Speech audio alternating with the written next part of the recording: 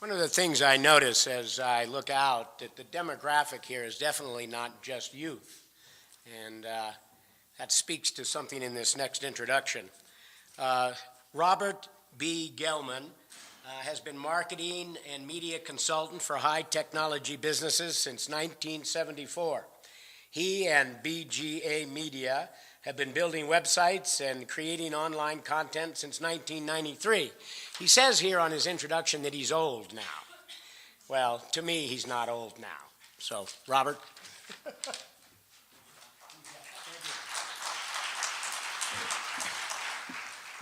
Thanks a lot. Tom, what you didn't say in my bio is that I also have a couple of decades of trade show and conference producing experience behind me.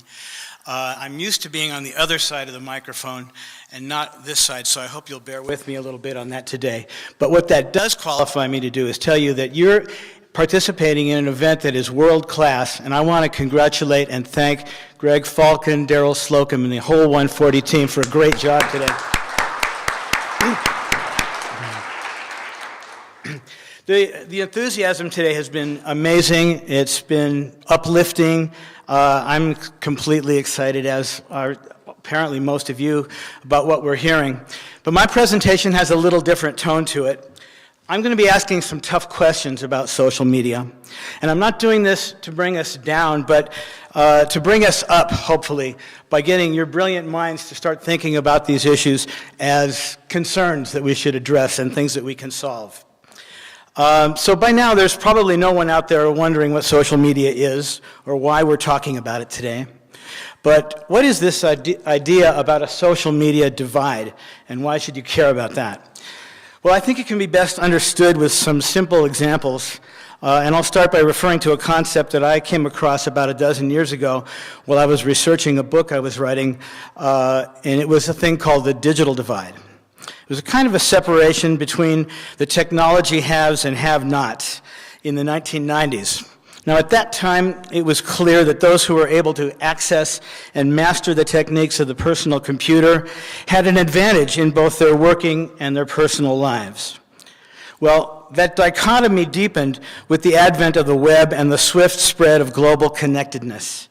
Those without computers and the fastest internet connections would potentially be left in the dust in numerous ways. Well, is that fair? No, I don't think so. But whose responsibility should it be to level that playing field?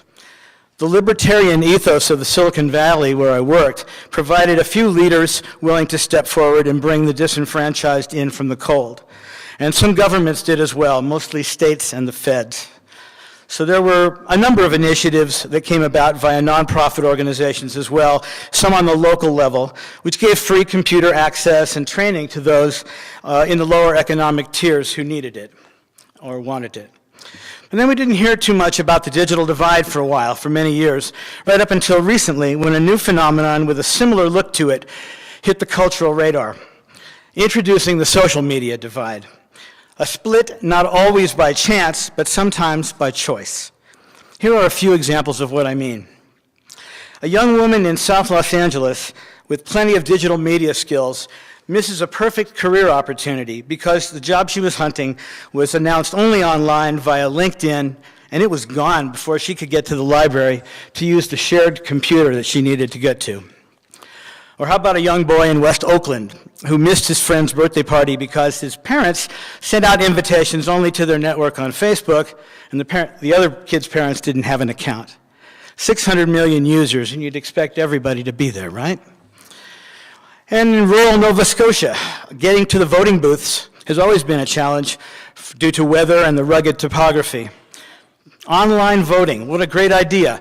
For that Canadian province, it was a huge step forward, but not for those who didn't have the bandwidth or weren't able to get online to do their voting. So these are examples of how the social media divide is impacting individuals who certainly wouldn't choose to be excluded. But there are those that do choose to be, or are forced to make a choice in that area. For example, there's a story of a divorced woman who feels that she must stay off the networks so that her unstable ex-husband can't track her down. There are a number of stories like this. I was at a conference recently, and one of the speakers offered to send out the slides of his presentation, but only to the people who would friend him on Facebook. We figured out a way around that. Well, my point is that we have jumped into social media head first, just like we always seem to do with New Frontiers, without looking too closely at the hidden dangers lurking just beneath the surface. We take for granted that these wonderful advances in humanistic technology are available and appropriate for everyone. And it's just a matter of time until the whole world is here with us in electronic nirvana. The problem seems to be that while social media is becoming more commonplace, the social cost of not using these networks continues to increase, and right along with it, polarization on the issue of privacy. The Ponemon Institute recently did a survey indicating that only 42% of Americans classify themselves as active users of social media. And the Pew Internet and American Life Project reports that 39% of U.S. adult internet users still aren't on Facebook, Twitter, or a similar service. Now, this unconnected group is mostly male, older, less educated, and lower income. Does this concern you? I don't have an answer to what we should be doing about those in danger of being left behind by the real-time internet when it's not of their choosing. Should we subsidize those who can't afford the tools that we're all talking about and enjoying here? Should we provide computers, bandwidth, training as a basic right of a civilized society? What do we risk losing if we exclude or allow to be excluded a huge segment of the population from this conversation? Well, when it comes to the privacy question, there are at least some answers. People, especially the younger ones, are increasingly sharing their most personal secrets and intimate details about their families and friends in blogs and on social networks. When anyone can publish any thought to a worldwide audience, how should we balance privacy and free speech? How should the law protect people when harmful gossip and rumors can be spread about them online?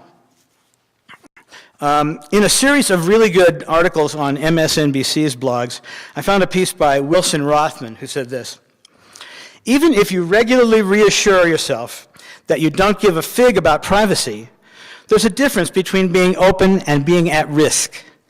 Now, I don't want you to lose your job, break up your marriage, get denied health care, or get kicked out of school because you didn't know the difference." So there are a number of steps that one can take to protect yourself in that vein. Starting with the common sense example of just holding off a minute before you post something, or by blocking third-party browser cookies. How many of you here have learned to use Facebook's privacy settings? That's encouraging. Find out how you can do anonymous browsing. It's worth knowing about what you can do to protect yourself and your organization. You're pioneers here in this room, and I salute you for your creativity, your courage, and your vision. And I ask you to think about the big picture that is represented not by the innovations we are bringing forth, but what we become by how we decide to use them. Thank you.